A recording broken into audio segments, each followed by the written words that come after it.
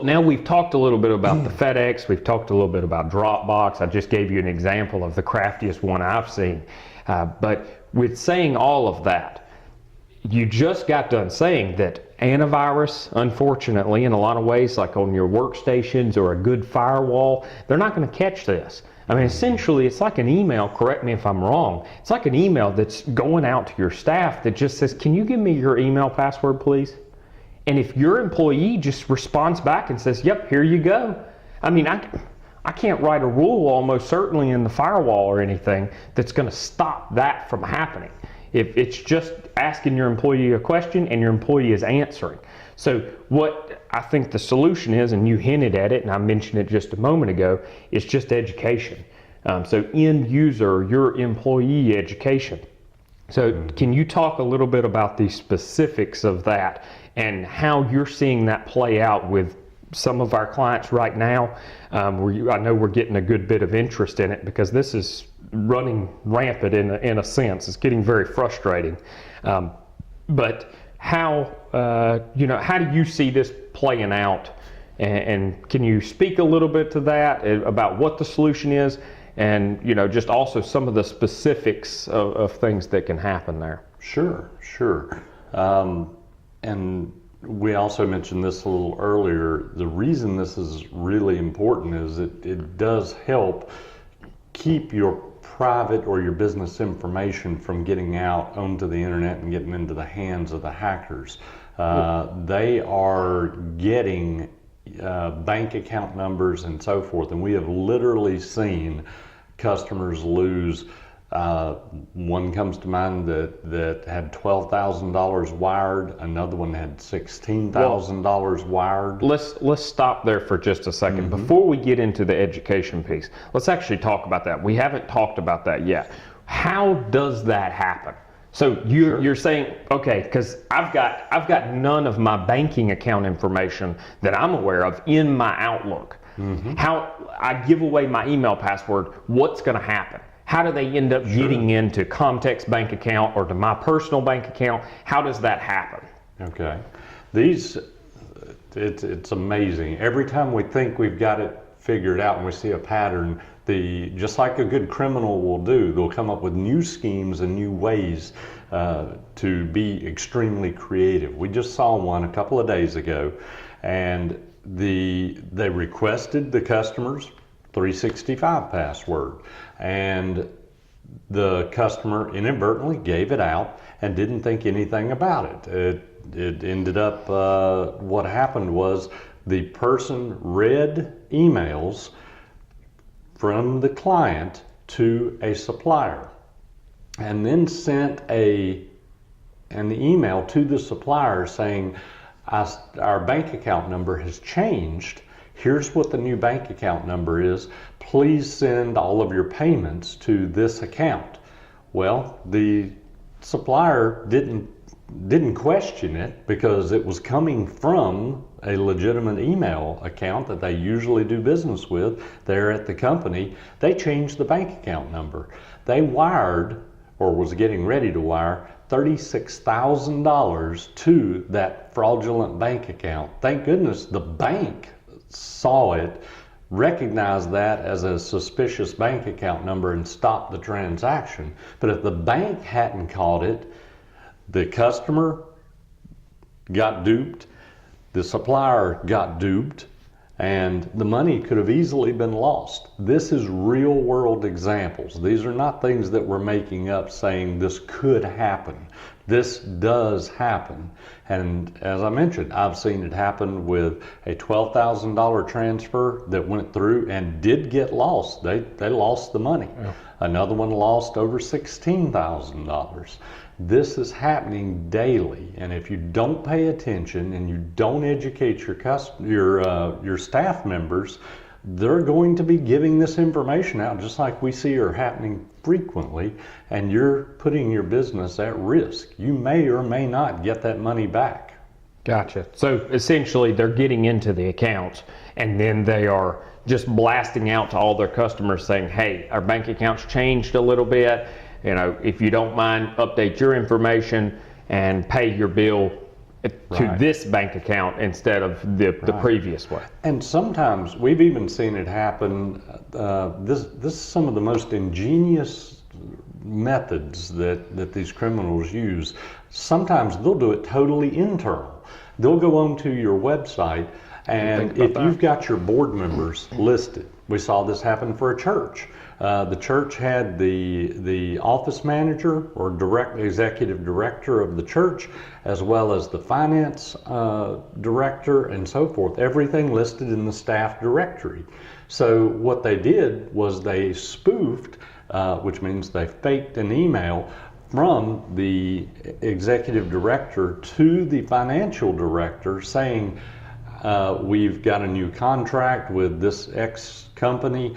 I need you to wire $10,000 to this bank account. Please do so immediately. Well, that would be normal. The executive director would normally send an email like that. And the finance officer, thank goodness, thought it looked a little suspicious and sent it over to us for analysis, and we could tell by looking at it that it was fake and was able to let them know, and that didn't happen.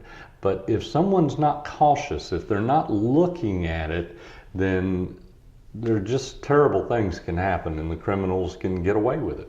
Well, one of these days we will get to that education piece. But not talking, again, I keep kind of diverting because you keep mentioning things that I get questions from clients all the time about. What you mentioned spoofing right there. Mm-hmm. What is spoofing? So define that, because I bet everybody who's watching this video is sitting here going, if we can't trust our own internal emails, then, what are we going to trust? Mm-hmm. We got to be able to trust something. So talk a little bit about spoofing and what it is and how to prevent that, how to prevent that CFO who's sitting there going, I just got an email from my CEO, and honestly, I know he's got a lot on his plate, so I don't want to ask him about every single email. I don't want to walk into his office and say, did you send this one? Did you send this one? Number one, how can they recognize it? But just first, what is spoofing? Sure. Spoofing is when an email is faked, basically. If I was going to send an email to Ethan, obviously it would come from my email address to him. But what I use the word hacker, but it's just a criminal. What a criminal will do is they'll, for example, look on my website, see I'm the CEO, get my email address, and see the staff members, perhaps, as I mentioned, the finance director, etc., and create an email that says it came from me and send it to him. That's spoofing. And you may wonder, well, how is that possible? Is an email locked down? It is in a way, but not in a perfect, it's not a perfect world. There are mechanisms to get around it. I liken it to postal mail in a lot of ways. Wow. If I was to create a letter and put your return address in the top corner, there's absolutely nothing you can do about it. You can't trace it. And if you were to just glance at the letter, you'd think that that you had sent the mail out. And that's really the way email is right now. Like I said, there are some safeguards in there that can help trigger fraudulent or spoofed emails. But again, you have to be really, really careful about it, really watch it. So to get to the root of your question, or the answer of your question, you can't really absolutely trust anything right now that comes in through email. That's sad to say, but it's best to question everything. If it's going to have a financial impact on your small business or the way you're doing things, and or if it just seems odd. For example, if they send the email with that request for money, and let's say I never wire money. I've never once sent you an email that said, please wire money to someone, and all of a sudden you get one. That should be a red flag that, hey, let's take a look at this. Let's make a phone call, make sure this is really what you want to do. things of that nature. Another thing you can do, I know we're getting a little sidetracked here, but another thing you can do is watch the verbiage that's used in that email. There's some things like, if I ended that email with cheers, Yeah. you'd know instantly that's not me. I don't ever say cheers.